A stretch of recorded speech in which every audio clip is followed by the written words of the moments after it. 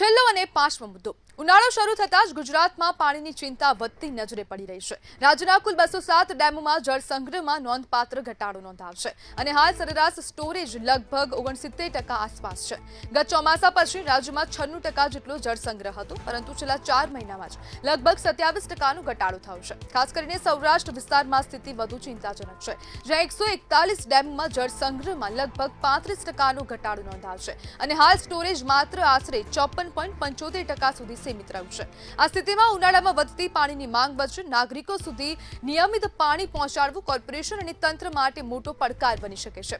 રાજકોટ જેવા મોટા શહેરો પહેલેથી જ નર્મદા પાણી પર આધારિત છે, તેથી આગામી દિવસોમાં પાણીનું સંચાલન, કાપ અને આયોજન કેવી રીતે તંત્ર કરશે તે એક સવાલ હવે ઉઠવા પામ્યો છે અને હવે ગરમીની જે હવે આ સિઝન આવી ગઈ છે, તો તેમાં હવે નાગરિકોને હવે સમયસર પાણી મળશે કે કેમ તેવા અનેક પ્રશ્નો અહીંયા ઉભા થયા છે, કારણ કે સૌરાષ્ટ્ર કચ્છના ડેમોમાં 25%થી ઓછું પાણી જોવા મળી રહ્યું છે અને જ્યાં જળ સંગ્રહનો જે હાલ મુદ્દો એક ખૂબ ચર્ચામાં રહ્યો છે, કારણ કે સરદાર સરોવરમાં જ હાલ 73% જળ સંગ્રહ છે, જે ગયા વર્ષ કરતાં પણ ખૂબ ઓછો છે।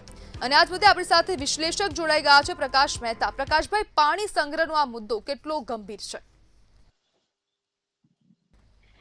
નમસ્કાર।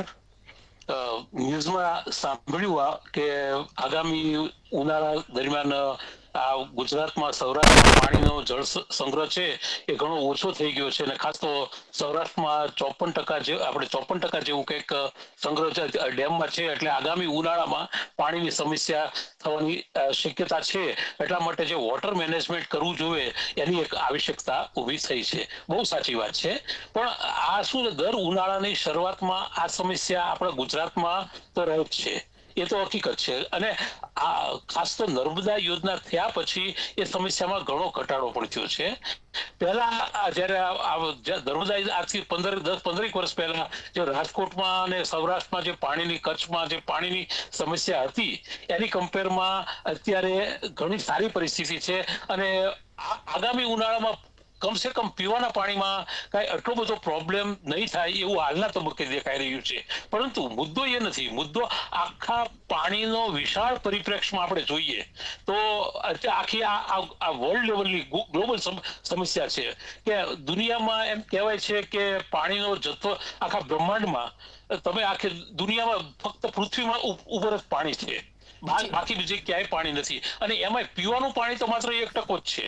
ત્યારે ઘણા એવા કહે છે કે આગામી જે યુદ્ધ થશે એ પાણીના મુદ્દા ઉપર યુદ્ધ થશે કે અને એ વાતમાં તથ્ય છે એ કઈ રીતે કે માનો કે અત્યારે ઓઇલના મુદ્દા પર યુદ્ધ ચાલી રહ્યું છે। આ વેનેઝુએલા, અમેરિકા વચ્ચેના ભલે કારણો ગમે બધા, અથવા ઈરાન, ઇઝરાયલ વચ્ચેના કારણો બીજા ઘણા છે, પણ મેઇન મુદ્દો ઓઇલનો છે।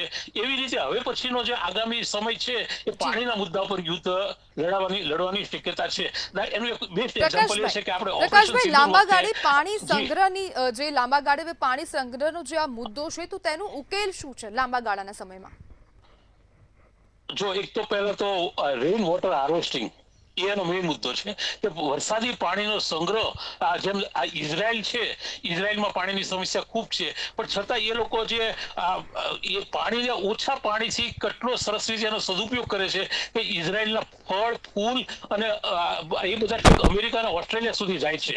ત્યારે આપણા દેશમાં તો વરસાદનો કૃપા છે, પાણીની પણ કૃપા, છતાં આપણે એ નથી કરી શકતા। એટલે ખાસ તો એક તો વોટર મેનેજમેન્ટની બહુ જરૂર છે અને આ ખાસ તો જળ પ્રદૂષણ રોકવું, પાણીનો જે વિશાળ વસ્તી વધારાને કારણે આપણે એ સમસ્યાનો આપણે સામનો થાય છે, તો એ આપણે એને બધું, અને ખાસ વૃક્ષારોપણ કરવા, લોકોમાં જાગૃતિ ફેલાવી, લોકો પાણીનો બગાડ ઓછો કરે, એ પણ આપણે એમાં જોવું, આપણે એ રીતે જોઈએ તો આ સમસ્યાને આપણે મહદઅંશે ઉકેલ લાવી શકીએ એમ છીએ અને ભવિષ્યમાં આપણે વધુ સારી રીતે પાણીનો સદુપયોગ કરી શકીએ એમ છીએ। જી બિલકુલ પ્રકાશભાઈ, જોડાવા બદલ આપનો આભાર।